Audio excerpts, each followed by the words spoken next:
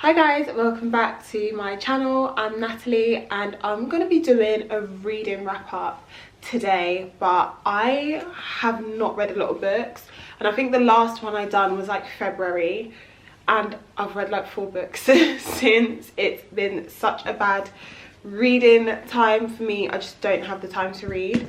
But yeah, I'm going to get into the books I've read because I've really enjoyed the ones that I have read over these past few months. So yeah, let's get to it. So one of the books I was absolutely obsessed with was You Again by Lauren Lane, and this is with Mackenzie and Thomas, and I really loved this book. Like, if you want something that is like a proper like rom-com vibe, this is your book for that. So in this, it's Mackenzie and Thomas, and Mackenzie is meant to be on a date with like a guy that she met off a dating app. He stands her up, so she goes back on the dating app looking for like a new guy.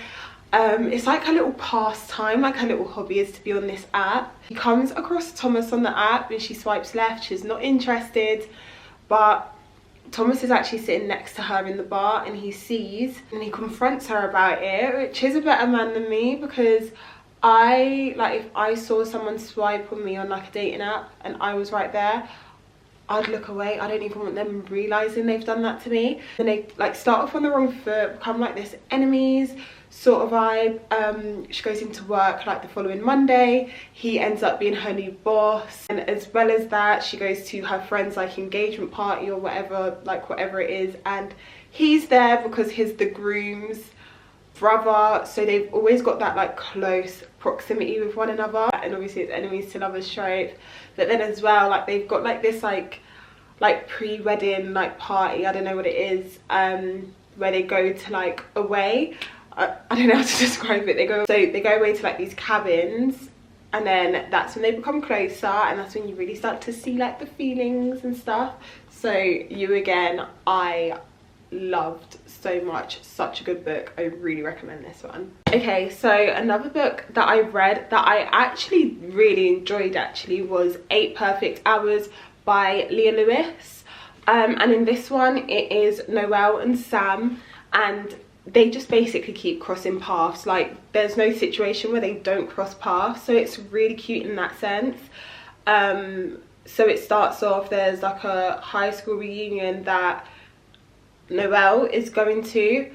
Her friend passed away when they was like 18 or something like that, and there was like a time capsule at the reunion that she really wanted to go to get like the last bits remaining of her friend. There's like a snowstorm, she gets stuck on the M4 on the motorway and she has a meltdown in her car. Sam sees it and offers her to come into his car where she can charge her phone and let her mum know. And then they just hit it off, like it's as if they've known each other for forever. And then from there, they just keep running into each other all the time. And that being that Sam actually lives in America. He doesn't live in the UK. His dad does, so he's like over here and there. But they just keep running into each other. And at the end, they find out that they've actually been connected in a different way as well, which is really cute. The only thing about this book, I felt like it was quite a slow burn. Like, it was such a slow burn to get to them being together and stuff like that, but overall like the story is still really cute. But I just started to get a bit frustrated because I was like, come on, like what is the plot here? But all the plot is mainly at the end of the book. You see a lot of character development with Noelle. Like, you've got like her mum who always depends on her, but her brother can go and do whatever he wants, and the mum doesn't depend on him, she depends on her. So her dreams kind of get like put in a box to work out everything with her mum. Overall, there's like good character development in this book from her, and then other characters in the book too. Overall, really cute book, and I still do recommend it regardless. I did really enjoy it personally. I loved this one, The Honey Don't List, and this has Carrie and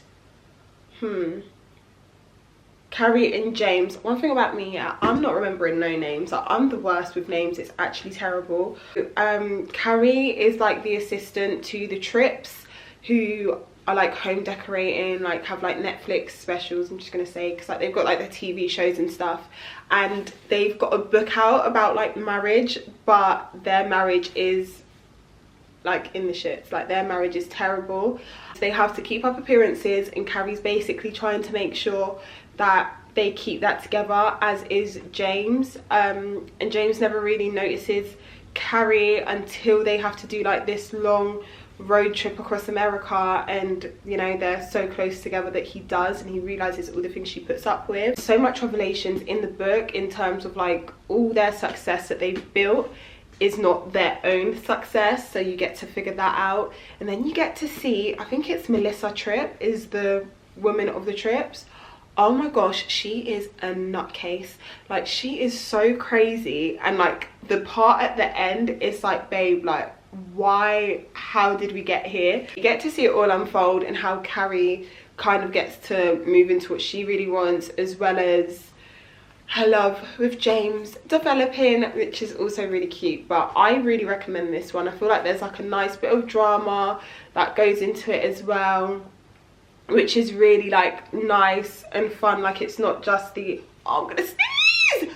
Yeah, I really like this book because it's got like a lot of drama in it as well, like drama and scandal between the Tripps, like their own scandal, and then like with James and Carrie, like their own little scandal as well, and how Carrie basically can't be her own person because Melissa, oh my gosh, like that sneezing is really taking me out. But like, Melissa depends on Carrie so much. Carrie basically can't have her own life, and then Melissa's husband's just completely fed up with her life, we're absolutely honest. You see like early on in the book, like he can't stand her ass. Like, that's one thing I can tell you for free. This one is the intimacy experiment, which is Naomi and Ethan, and this was really cute. I think I read this after the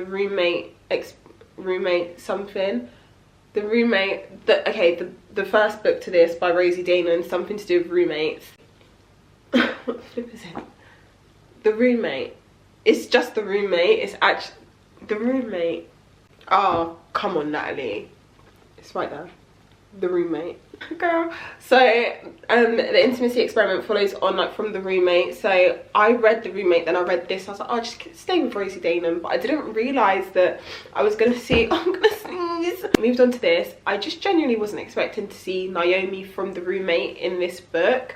So this time we're following Naomi, who is obviously the adult entertainer, and we see her kind of exploring that and how she's kind of treated as well by people based on her profession. And she's with Ethan, who is a rabbi of a synagogue, and they're trying to get in like a younger congregation. He has her doing these intimacy lessons that just kind of helps him with like dating, and oh, I'm going to sneeze again. I'm going to lose my nuts if this does not stop. Like, there was something when Naomi was going to try be like an educator for all things like sex and stuff like that, and Ethan was the only one that sort of heard her out, so he went up to her and said that he wants her to help with that.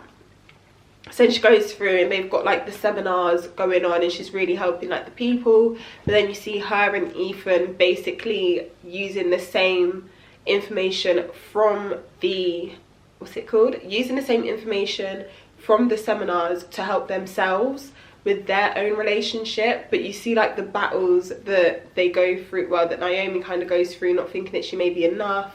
Overall, like, it's really interesting. It's a really good book, like a nice sex positive book, and yeah, you really get to see a lot of development between the characters.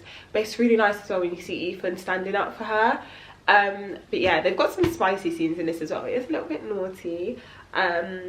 Yeah, overall it's a really good book with a nice message behind it overall. So yeah, that's everything I've read. Like, it's been a slow few months for me. Hoping that this month I'll have a bit more reading going on, especially because we've got the a lot of bank holidays this month. I've started reading Restore Me, so I'm really excited. I'm really enjoying that.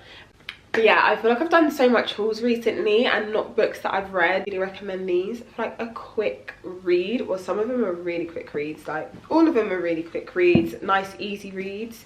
And to be fair, like, I would look at like the Honey Don't list and You Again as nice little like summer reads. Like, if I was on a beach, I would enjoy reading these two books the most. For that, 8 Perfect Hours, I'd probably do it winter. Not that you need like a season to read the books, but like that's just the vibe that I'm in right now. I'm thinking of like the summer books and stuff like that at the moment. Thanks for watching. Bye.